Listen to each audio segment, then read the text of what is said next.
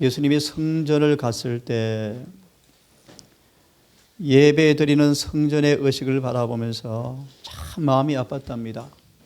왜냐하면 예배라는 것은 예배자와 하나님을 연결시키는 고리인데, 예수님 당시 성전 예배가 사람들로 하여금 하나님과 연결시키는 고리가 전혀 못 되었대요. 그래서 그분의 사명 가운데 하나가 뭐냐 하면 새로운 예배를 확립할 참이었다 라고 말씀하시면서 성전을 청소하셨죠. 청소. 오늘 우리 한 장로님의 질문에 갑자기 좀 답을 좀 해야 돼서 급하게 5분 동안 급하게 말씀을 좀 찾아서 함께 나누겠습니다.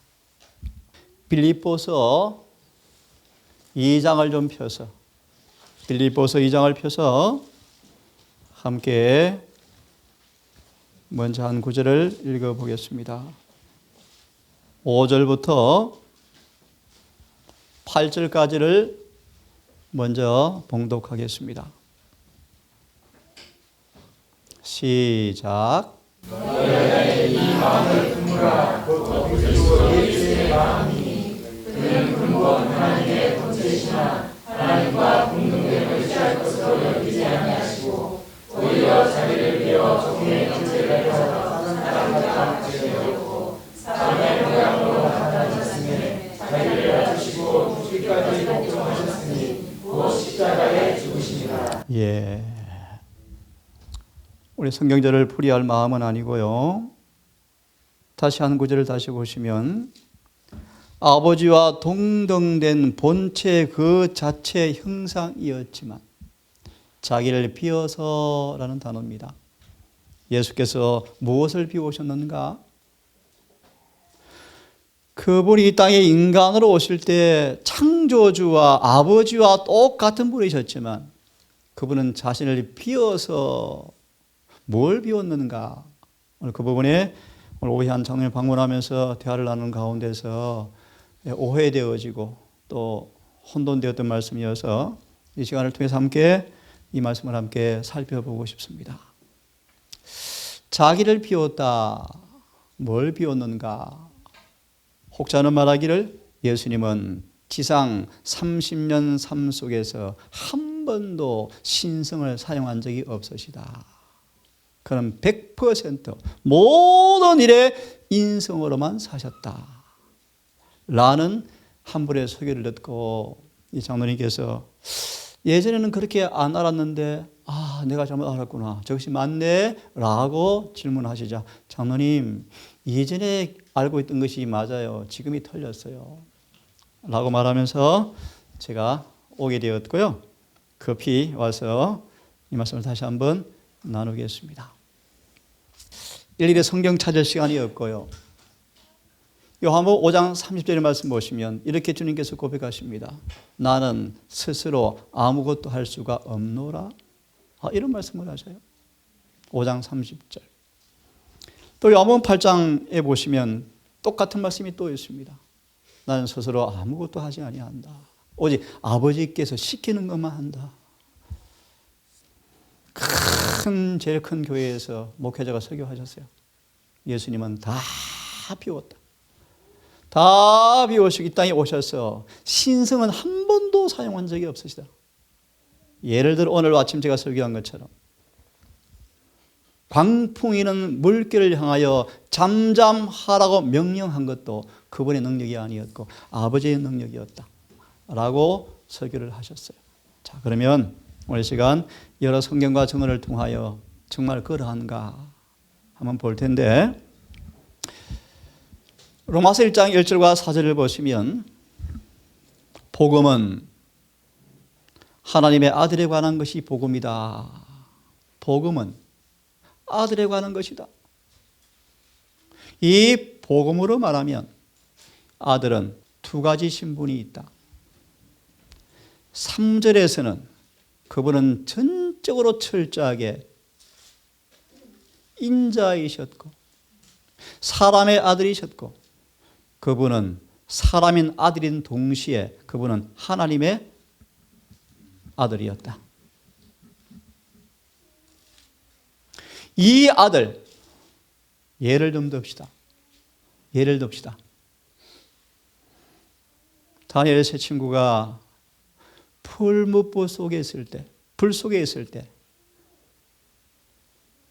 바벨론 왕이 넷째 모양을 가리켜서 뭐라 그래요? 신의 아들 같다 그래요. 신의 아들 같다. 그 주석 읽어보세요. 그분은 신의 아들로 오셨어요. 불을, 냉기를, 열기를 냉기로 변화시키는 창조주셨어요. 창조주예요.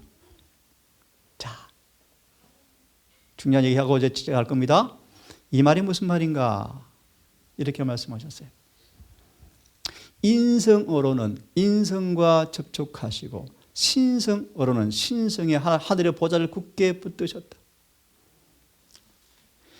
인자로서 우리에게 순종의 모본을 주시고 하나님의 아들로서 순종할 능력을 우리에게 주시는 분이시다. 로마서 1장 3절 4절의 말씀이에요. 인자로서 다윗의 혈통으로서 철저하게 우리의 모본이 되시고 나 모본처럼 살게 해주세요. 그래 내가 만들어 줄게. 그런 분이다 뜻입니다. 신성과 인성, 신성과 인성 그런 말이. 인성으로는 모본이 되시고 신성으로는 도와주는 분이 되신다 그런 뜻이요. 이해되셨습니까? 그러면서 말하기를 나는 스스로 있는 자라 라고 하신 분이 바로 그분 자신이셨다. 사람의 형상으로 이 땅에 오셨을 때라도 그분은 스스로 있는 자라고 스스로 선포하셨다 라고 말씀하시면서 이렇게 마무리합니다. 임마누엘은 여호와 삼마 같은 말이죠. 의미가 뭔가? 우리를 죄에서 구원하는 보정이 되시고 하늘의 법칙을 순종할 수 있게 하는 능력의 보정이 되신다. 자, 이제 자세하게 한번 풀이해 드릴게요. 같이 읽겠습니다. 시작. 인간이 되셨을 때라도 비록 그분이 자신을 낮추어 인간이 되셨을지라도 신성은 여전히 그분이 것이었는데 그리스도께서만 인간에게 아버지 하나님을 나타낼 수가 있었으며 제자들은 3년 동안이나 그 나타나심을 볼 수 있는 특권을 가졌다. 품성을 보여줬다는 것인데 이제 구체적으로 잘 들어보세요. 구체적으로. 한번은 베드로에게 야 너의 선생 하나님의 아들이 아니야. 그는 요셉의 아들이야. 다윗의 아들이야. 라고 공격하기 위해서 올무를 놓았는데 성급한 베드로가 덜컥 걸려서 우리 선생도 세금 내. 이 말의 의미가 뭔가? 예수의 신성을 부인하는 함정에 빠져버리는 거예요. 다시요. 그 당시 목사들이 예수님을 인성으로만 이해하고 신성은 부인했어요. 신성을 부인하기 위해서 모든 이스라엘 사람들은 요즘 우리 주민세 나오죠. 9천 얼마 나오죠. 그걸 인두세. 사람 인자 머리 듣자. 사람 숫자대로 나오죠. 가족 세대수로 나오죠. 그 당시 이스라엘 사람들은 모든 개인마다 반세계를 내야 돼. 반세. 성전 유지세로 반세계를 바치는데 너 예수님 내 안 내? 내요. 그 말의 의미가 뭔가? 예수님은 메시아 아니야 라는 말에 함정에 걸리는 거예요. 그런 말에 주신 말씀이요. 얘들아 저희를 오해케 하지 않기 위해서 베드로야 바다에 가서 낚시 한번 던져봐라.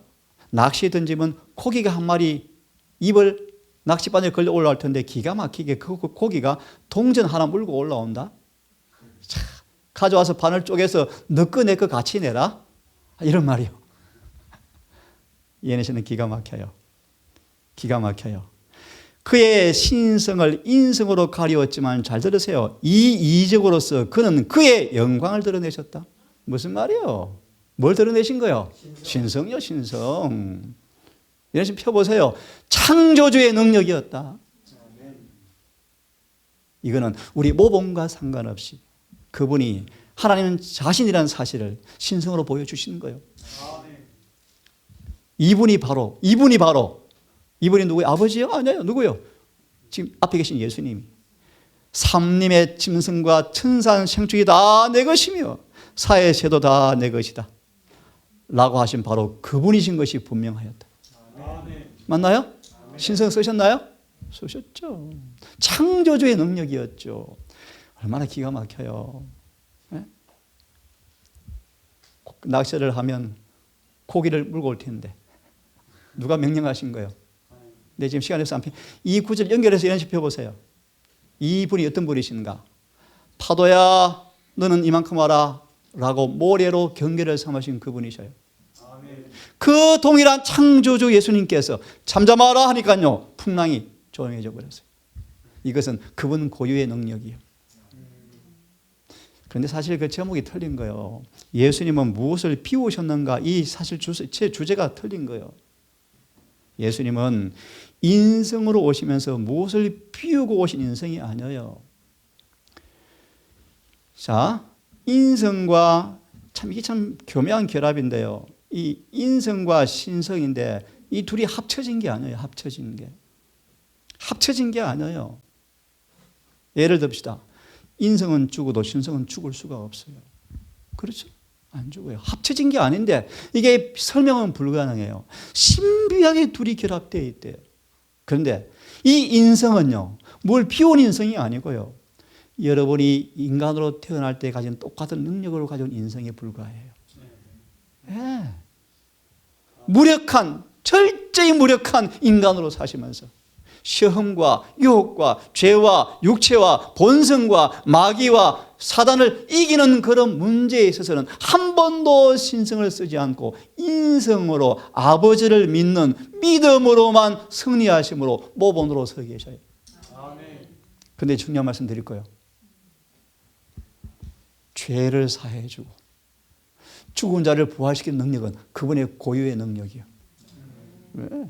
이걸 착각하시고 설교하신 거예요, 그분이. 자, 계속해서 봅니다. 예? 뒤에 보세요. 저간 위기에, 아침 설교했죠? 저간 누구에게 바람과 바다도 순종하는가? 1888년 기별을 자들은 이 구절을 인용하면서 예수님을 히브리서 1장을 인용하면서 예수님은 여전히 창조주셨다. 그분은 창조주예요, 창조주. 인간으로 계셨지만 그분은 창조주셨어요. 그래서 높임이란 기도력 45페이지 보면 예수님을 창조주로 높여라. 폭풍을 잔잔케 하신 것은 그 말씀의 능력은 하나님의 능력으로서 보여주신 것이다. 그분은 창조주셨다. 이런 말이에요. 보실래요? 포로를 해방시킬 능력을 가진 분이셨다. 그리스도의 소도께서는 바람과 물결과 귀신 들린 자들을 완전히 지배하신다는 사실을 보여주셨다. 누가 지배한다고요? 아버지에게 빌려받은 게 아니에요. 그분 자신의 능력이요. 폭풍을 잔잔케 하시고 흉흉한 바다를 고요케 하시는 그분께서 사탄에게 괴롭힘을 당하고 억누를 받은 사람들의 마음에 평안을 말씀하신 분이 바로 그분 자신이셨어요. 이것은 신성의 능력이셨어요. 이런 분을 보실래요? 그분이 탄생했을 때 별이 그분을 알아차리고 박사들을 구유로 인도했는데 이렇게 말하죠. 바닷물이 그분의 음성을, 누구의 음성을요? 그분의 음성을 알아듣고 그분의 명령에 순종하였다. 지금 잠잠하라 이야기하잖아요. 무슨 능력이요? 신성이에요, 신성. 질병과 죽음이 그분의 권능을 깨닫고 그의 노획물을 그분에게 놓아주었다. 아버지의 능력이요? 아니에요. 예를 들어 봅시다. 나사로야, 나사로 아픕니다. 빨리 오세요. 내가 가지 않는 것이 유익이다. 왜 그래요? 예언 읽어 보셨어요? 예수께서 나사로 옆에 있었으면 죽음이 그를 습격하지를 못했대요. 나사로 옆에 예수가 계셨으면 죽음이 나사로를 죽일 수가 없었대요. 예수님은 창조주의 창조주. 그분이 인간으로 오셔서 우리에게 모본이 되시면서 예수님 그렇게 살게요 하시면 창조주의 능력으로 도와주는 분이셔요. 아멘. 이게 히브리 1장 2장의 메시지. 자, 보세요. 얼마나 멋진 말씀이요. 태양이 그분을 알아보고 십자가 위에 그분이 고면 중에 죽어갈 때 태양이 볼 수가 없어서 얼굴을 가리웠다. 바위들이 그분을 알아보았고 모든 무생물계도 알아보았는데 목사들은 몰랐더라. 참 기가 막힌 얘기 아니에요. 그래서 예를 읽어보세요. 창조주가 사형 선고를 받았어. 자, 여러분 우리를 이렇게 사랑하셨어요. 한마디 말이면 싹 없는 것처럼 만드는 창조주께서 우리를 구원하려고 창조주께서 십자가 위에서 달리셨어요. 우리를 이처럼 사랑하사 독생자를 주셨으니 이는 누구든지 저를 믿는 사람마다 멸망치 않고 영생을 얻게 하려 하심이라. 그러므로 요한복음 1장 주석잘 보시면 십자가 앞에 나아가서 자아를 높일 것인가? 끔찍하다. 끔찍하다. 인간이 자아를 높이다니. 창조주께서 종의 형체를 가져오셔서 자기를 비워서 죽기까지 복종하신 앞에 자아를 그렇게 드러내다니. 앞불사 이것이 무슨 죄인가? 기억하세요. 자아가 죽지 않고 아무도 하늘에 갈 수 없어요. 자아는 반드시 사라져야 하고 죽어야 돼요. 그런데 인간의 힘으로 불가능해요. 방법은 그 예수를 바라보고 닮고 싶어하는 사람 앞에 그 예수께서 그렇게 만들어 주신대요. 그것이 복음의 능력이에요. 이 놀라운 말씀이요. 손에 못을 받고 머리에 가시관을 씌우고 옷을 발가벗기고 관자리를 찌를 수 있었고 옷을 벗기고 하지만 보실래요? 죄를 용서하시는 그분의 권세는 빼앗을 수 없었다. 신성의 능력이요?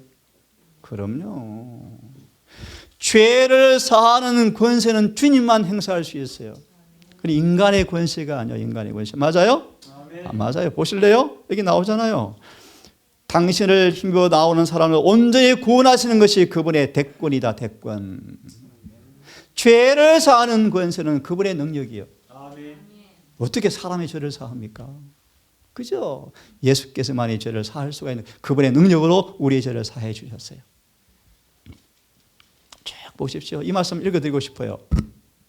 예수를 박해해요. 일어나는데 어떤 사람들은 그리스도 앞에서 떨고 있었다. 왜 그럴까요? 신성이 번쩍이거든요. 육체 안에서 신성이 반사되어지니까 예수를 막 조롱하고 신문하는데 사람들이 그를 보고 떨고 있었다. 어떤 무리한 사람들은 예수 앞에 절을 하면서 막 비웃는데 어떤 사람은 그렇게 하고 나왔다가 돌아서서 무서워 떨며 말없이 서 있어요. 왜요? 신성이 반사되고 신성이. 헤롯은 양심의 가책을 받고 있었다. 마지막 자비의 광선이 죄로 굳어진 그의 마음을 비추고 있었는데 이 죄수가 보통 사람이 아님을 느꼈다. 이는 그의 인성을 통하여 뭐가요? 신성이 번쩍였기 때문에. 신성 나타났나요? 나타났습니다. 예수께서 조롱하는 자들과 간음하는 자들과 살인하는 자들에게 둘러싸인 시간에 들으세요. 헤롯은 보좌에 앉으신 하나님을 보고 있는 것처럼 느꼈다. 뭐가 드러나는 거예요? 신성. 이런 부분을 그 목회자가 간과하시고 한 번도 없는 것처럼 오해하시는 거예요. 아니에요. 여전히 그분은 하나님으로 드러내신 적이 종종 있어요. 우리의 모범 차원이 아니고. 그죠? 보세요. 잠시 동안 보세요. 그리스도의 신성은 그분의 인성의 자태를 통하여 번쩍거렸다. 그때 가야바도 구주의, 이게 인성이 아니에요. 구주의 꿰뚫어보는 시선 앞에 두려워서 떨고 있었다. 그 시선은 대제사장의 숨겨진 생각을 읽고 그의 마음을 꿰뚫어보는 것처럼 보였다. 그는 일생 동안 그의 핍박받으신 하나님의 아들의 엄중한 시선을 결코 잊을 수가 없었다. 계시록 1장 불꽃 같은 눈, 신성의 능력이요. 여러분, 우리 구주께서 창조주요, 창조주. 아버지요, 아버지. 하나님이셔요, 하나님요. 그분이 우리 중보자요. 우리 친구요. 우리 구원자, 우리 구주요, 우리 구주. 태어날 때부터 하나님께서 한 천사를 딱 지명하신다잖아요. 하늘에 가게 되어지면요. 인간을 구원하기 위해서 하늘에서 베푸신 은혜가 얼마나 큰지요. 너무너무 놀라울 거예요. 아까 말씀드렸죠? 자, 그래서 이렇게 마무리하고 있습니다. 예수님은 신성을 드러낸 적이 있습니까? 네. 많죠. 소망 1장. 하지만 다시 마무리합니다.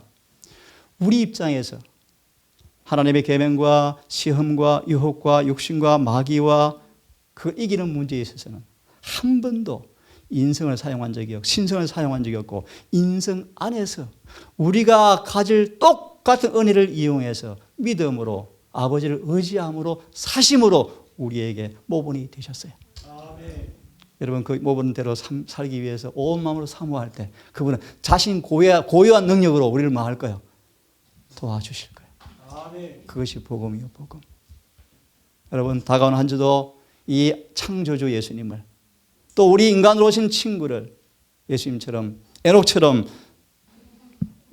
되기를 간절히 바랍니다. 한 주 여러분 모든 삶 속에 은혜 충만하기를 바라고요. 모두의 하루의 한 주의 삶 속에서 은혜 충만하기를 간절히 바라면서 말씀을 마치겠습니다. 거룩하신 아버지여, 우리에게 베푸신 은혜가 얼마나 큰지, 말로 형언할 수 없는 사랑이 얼마나 풍성한지, 이 사랑을 알고 경험할진대 멸망할 필요가 없음을 감사하며, 오늘도 주님을 우리 마음에 모셔서 우리 마음의 성전 속에 주님께서 거하는 거처로 우리를 삼으시고 주님의 권세 외에는 어떤 것도 우리 안에 용납하지 않도록 우리 마음을 보존해 주시옵소서. 동산에 적을 둔 우리 모든 가족들 주님 오신 그날까지 진리로 거룩하게 보존해 주시고 성령으로 날마다 새롭게 하셔서 아침의 교과처럼 씨에서 싹에서 열매로 충성한 알곡으로 자라가는 경험이 우리 삶 속에서 충만하게 이루어지게 해 주시옵소서. 아버지 특별히 연로하신 주의 딸들 기억하여 주시옵소서.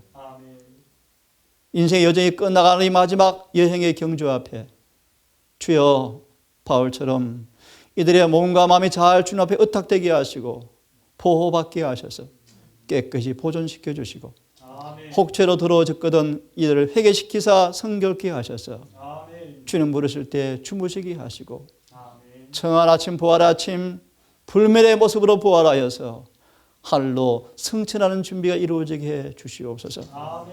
우리 모두 주님께 다시 맡겨오며 한 주의 삶도 다가올 안식일을 바라보며 믿음으로 사시다가 행복한 안식일을 만날 수 있도록 우리 모든 생애를 성령님 인도해 주시옵기를 우리를 사랑하시는 예수님 이름으로 기도드립니다.